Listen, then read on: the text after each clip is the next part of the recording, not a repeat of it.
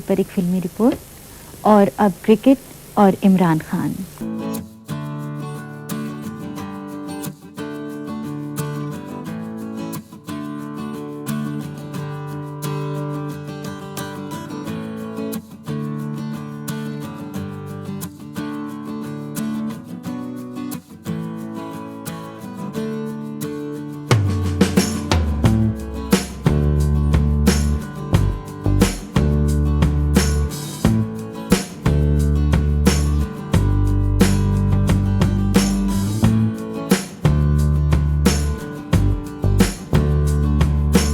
Cricketer के रूप में तो सभी जानते हैं, लेकिन अब वो एक राइटर भी हैं, क्योंकि हाल ही में उनकी एक ऑटोबायोग्राफी छपी है, नाम है इमरान।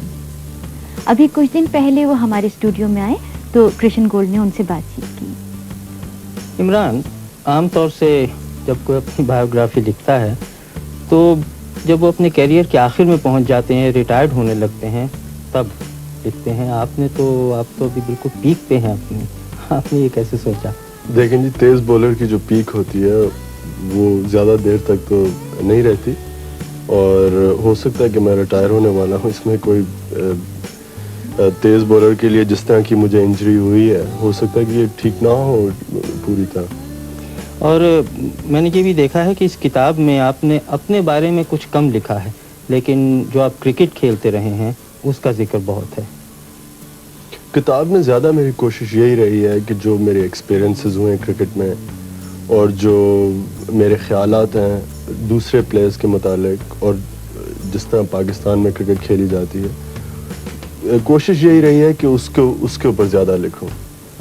और आपने जो अपने बारे में आखिर में थोड़ा बहुत लिखा है, उसमें प्ले बॉय इमेज जो आपको दिया है यहाँ के प्रेस ने, उसके बारे में जो कुछ आपने लिखा है वो सही है?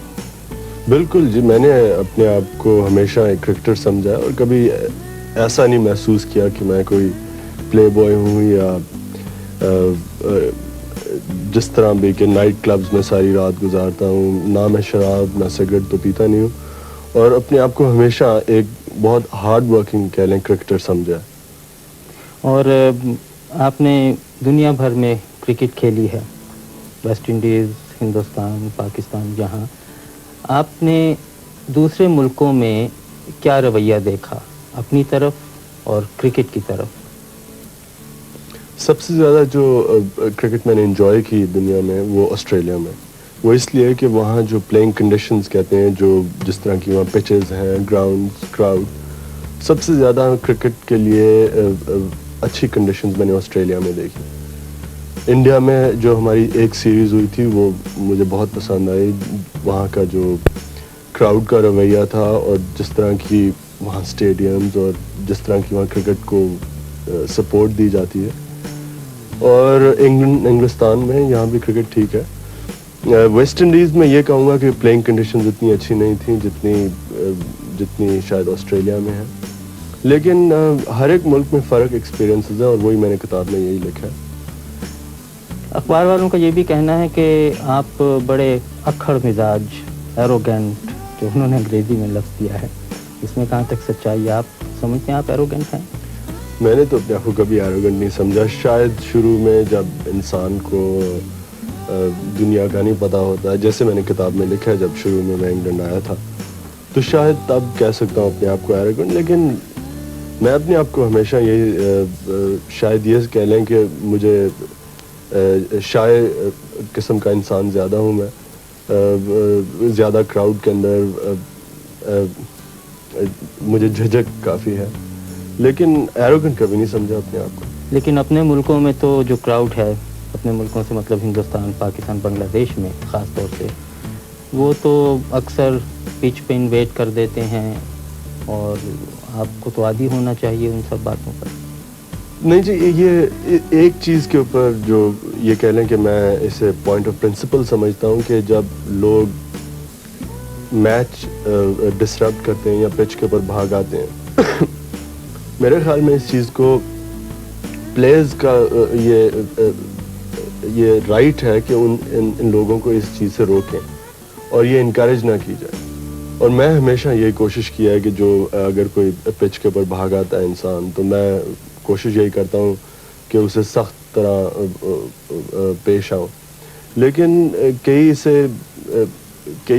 پریس کے سیکشن نے اسے اس طرح لکھا ہے جیسے کہ میں بہت مغرور ہوں اور شاید اس لیے میں لوگوں سے میرا برتاؤ ٹھیک نہیں جو پچ کے اوپر بھاگ آتے ہیں.